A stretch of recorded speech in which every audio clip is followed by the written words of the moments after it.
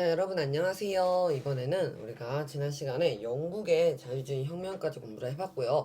러시아의 개혁부터 선생님이 하기로 말씀을 드렸잖아요. 그래서 한번 들어가 보도록 하겠습니다. 자, 러시아에서는 나폴레옹 전쟁에 참여한 청년 장교들이 자유주의 사상의 영향을 받아 전제 정치를 타도하고 농노제 폐지 등을 요구하며 봉기하였으나 실패하였다. 이게 무슨 말이냐면요. 갑자기 처음부터 어려운 문장이 연속으로 나왔죠.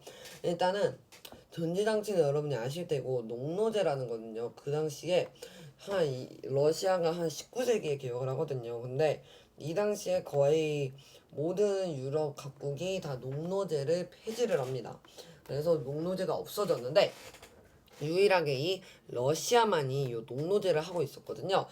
그래서 이 농노들이 이제 농노제 좀 폐지해라 이렇게 농노제 폐지를 요구한 겁니다. 이렇게 봉기를 하였으나 실패했습니다. 자, 이때 이 봉기를 진압한 사람은 니콜라이 1세인데요. 니콜라이 1세가 누구냐면요. 그 황제예요, 황제. 근데 이 사람이 누군지는 별로 중요한 게 아니고요. 니콜라 1세는 오히려 전제 정치를 더욱 강화하였고 이 농노들의 말을 안 들은 거죠. 남하 정책을 추진하여 오스만 제국과 전쟁을 벌였지만 패하였다. 여러분이 이거를 어쩌면은 크림 전쟁이라고 생각하실 수도 있을 거예요. 크림 전쟁이라고 생각하실 수도 있는데 이게 바로 그 말입니다. 흑해를 두고 지도가 안 나와 있어서 자세히 설명드릴 수는 없는데 러시아와 오스만 제국 사이에 이렇게 흑해가 있습니다. 이걸 흑해라고 하고요. 이 흑해가 땅이 굉장히 흑해가지고 농사가 되게 잘 돼요. 그래가지고 러시아가 오스만 제국 땅으로 이제 침입하려고 이렇게 했지만 러시아는 되게 군사력이 강하거든요. 반면에 오스만 제국은 약해요. 근데 패하였다. 왜 패했을까요? 그렇죠. 이 당시에 영국과 프랑스는 자기 나라 관점으로 봤을 때는 오스만 제국이 이겨야지 자기네들도 좋기 때문에 얘네 편을 들어준 겁니다. 그러면서 얘네가 러시아를 이긴 겁니다. 이해되셨죠? 자, 이후에 밑줄 중요한 사람입니다. 알렉산드르 2세가 농노의 방령을 선포했어요. 와우, 갑자기 농노의 방령을 선포했죠. 그러면서 이 사람은 완전히 개혁파였거든요. 그래서 개혁을 단행하였지만 큰 효과는 없었다. 러시아 현실에 절망한 지식인들은 분하로드 운동을 전개하여 분하로드 운동은 여기서 자세히 설명을 드리도록 할 텐데요. 브나로드는 민중 속으로라는 러시아어로 지식인들이 전개한 계몽 운동을 말한다. 브나로드 운동 반드시 알아두시기 바랍니다. 농민 계몽에 힘썼지만 성과를 얻지 못했어요. 알렉산드르 2세가 급진주의자들에게 암살당한 후 그 다음에 이제 그의 아들 알렉산드르 3세가 있었는데요.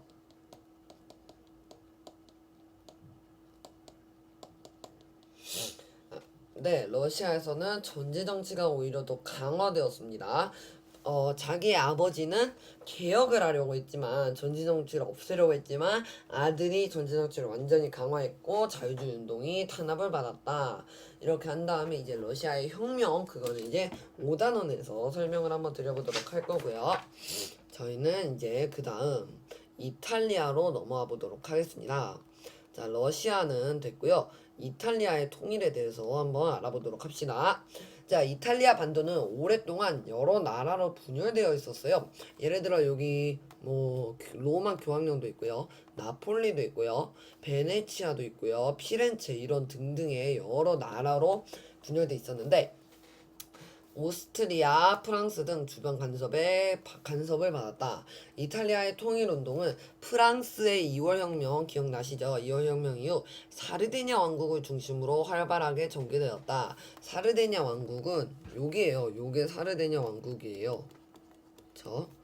자, 특히 사르디냐 왕국의 제사 카보우르는 반드시 기억해 두시기 바랍니다. 카보우르. 잠시만요. 네, 카보르라는 요 사람을 반드시 기억해 주시기 바랍니다.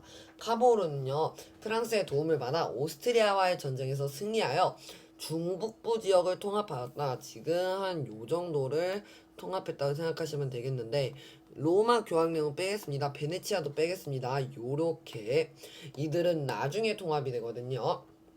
자, 그러면은 지금 어디가 남았습니까? 행복하게 북부를 점령했는데 보니까 남부를 빼먹었네. 아, 사르디아 왕국은 여기 있고요. 자, 이렇게 남부를 빼먹었네. 그래가지고 그렇죠. 여기 남부, 시칠리아, 남폴리 요런 것들을 누가 정복하냐면 가리발디가 나섭니다. 가리발디는 민트색으로 하도록 하겠습니다. 가리발디가 의용군을 이끌고 남부의 시칠리아와 나폴리를 점령하였고 점령 지역을 사르디냐 국왕에게 바친 거예요. 보통 정복을 하면 자기가 왕이 되거나 권력을 휘두르는데 얘는 너무 착해요. 사르디냐 국왕에게 이 자기가 점령한 영토를 바침으로써 이제 이탈리아가 완성이 된 거죠. 누구 빼고 로마 교황령과 베네치아 빼고. 근데 이들도 나중에 통합하면서 이탈리아의 통일이 완성되었다. 잘 알아두시기 바랍니다. 어렵지 않아요. 별로 어려운 내용이 없습니다.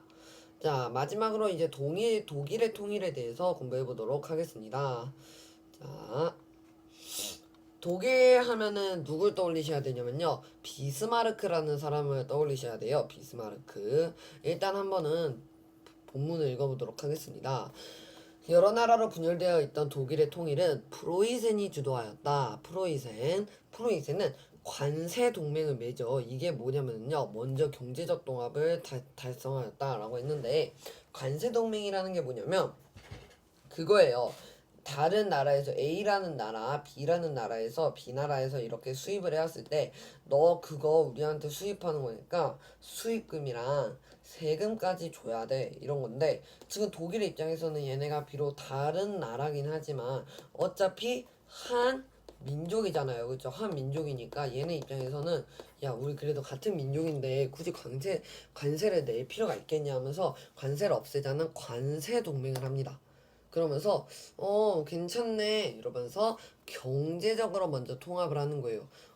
경제적으로 이렇게 뭔가 좀 분위기가 호전되는가 싶으면은 통일이 됐겠다 하지만은 안 됩니다. 조금 불행한데요. 그렇게 불행한 스토리는 아닙니다. 이후 프랑스 2월 혁명의 영향을 받아 의회를 통한 통일 방안이 논의되기도 하였지만 프로이센의 재상 비스마르크는 여기서부터는 색을 바꿔서 자 비스마르크 네모 표시하고요. 비스마르크는 오직 철혈 정책을 통해서만 통일을 이룰 수 있다고 주장하였다. 이 철혈 정책이 뭐냐면 여기 나와 있네요. 언론이나 다수결로 당면한 문제가 해결되지 않습니다. 문제 해결은 무엇보다 철과 피, 혈이고요. 말을 통해서만 가능한 것입니다. 이 사람이 비스마르크 아니겠죠. 그냥 귀엽게 표시해 놓은 거고요. 그래서 오스트리아를 격파를 합니다. 여기 나와 있죠. 강력한 군비 확장 정책을 추진하여 오스트리아를 격파하고 북동일 연방을 결성하였다. 그러면은 지금 어디가 빠진 거예요? 남독일이 빠졌겠죠. 그래서 이 남독일도 프랑스와의 전쟁에서 승리하여 남북일을 통합을 하고 마침내 독일 제국을 수립하였다. 어렵지 않아요. 지금 세계의 스토리에 대해서 제가 말씀을 드린 거고요. 어려운 내용이 별로 없습니다. 자, 그렇다면은 밑으로 잠깐 내려와서요. 독일 제국 선포식 이건 별로 중요한 내용이 아니지만 한번 이런 그림이 나올 수도 있어요. 시험에는 100% 이런 그림이 나올 수가 있어가지고 이런 비렐름 1세가 이제 통일을 하고서는 나왔다라는 거 비렐름 1세만 알아두시고 근데 흰색 제복을 입은 요 사람이 아마도 비스마르크일 거라는 라고 얘기를 하네요. 자, 오늘은요 러시아 개혁 그리고 이탈리아의 통일, 독일의 통일에 대해서 알아봤습니다.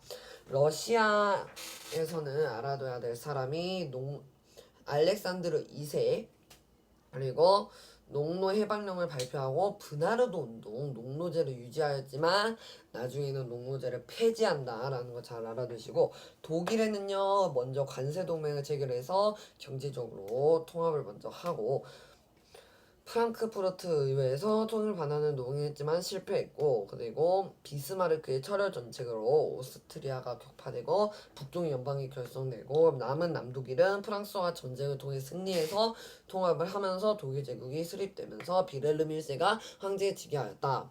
마지막 이탈리아는요, 여러 나라로 분열되었고 오스트리아의 간섭을 받았는데, 프랑스 2월 혁명의 영향으로 사르티냐가 점점 통일을 전개를 하고요. 카보르와 가리발디라는 사람이 있는데, 카보르는 내전기여 프랑스 지원으로 오스트리아와 전쟁을 해서 승리하였고 중북부 이탈리아를 통합했다. 하지만 남북부가 남았죠. 이 남북부는 가리발디가 통일을 하고 이 땅을 사르디냐 국왕에게 친절히 착하게 바침으로써 이탈리아의 통합 운동이 됐다. 하지만 누가 남았다? 그렇지, 베네치아죠.